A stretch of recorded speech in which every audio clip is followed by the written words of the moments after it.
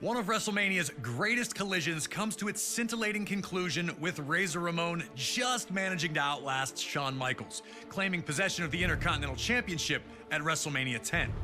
The latter match would open the door for future classics, like the TLC and Money in the Bank matches as well, forever sealing its place in WrestleMania lore. Our next match is another legendary moment that will live forever, as we head to WrestleMania 13. Rosemont, Illinois would play host to the most important night on the sports entertainment calendar.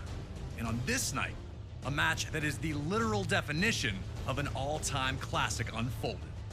Bret Hart had been the face of WWE's new generation for years, proudly defending the WWE Championship against all comers and defending WWE's honor against its most heinous villains.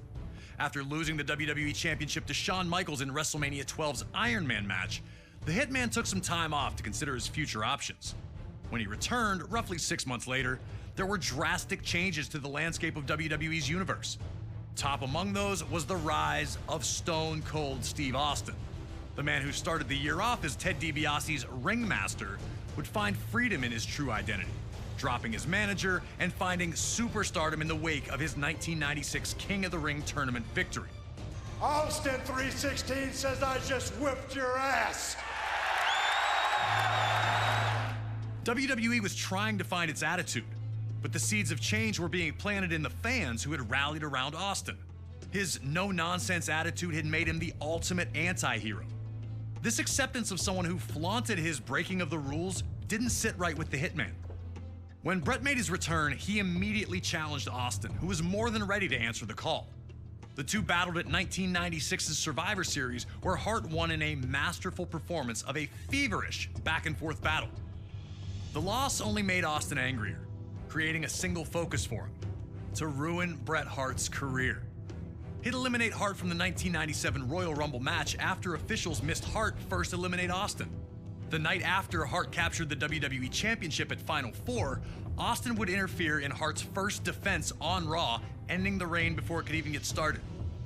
WWE officials would pit the rivals against each other in a no disqualification submission match. The loser would be forced to admit they were defeated by the better combatant. To make sure that order would be maintained, a special referee was assigned: the world's most dangerous man and former MMA champion, Ken Shamrock. And while Hart had the edge in submission wrestling, Austin was no slouch in that department. And he also had one other thing going for him: his promise to the world that he would never in a million years give up. Once the match started, these two unleashed months of hatred on one another. We were lucky enough to talk to the Rattlesnake himself, Stone Cold Steve Austin, to get his thoughts on this classic encounter. A lot of people think that the WrestleMania 13 match between myself and Bret the Hitman Hart is one of the best of all time. Certainly one of the best in all of WrestleMania. To me, it's a very special match because everything happened so magically, and specifically WrestleMania 13 cemented the legacy of who and what Stone Cold Steve Austin was.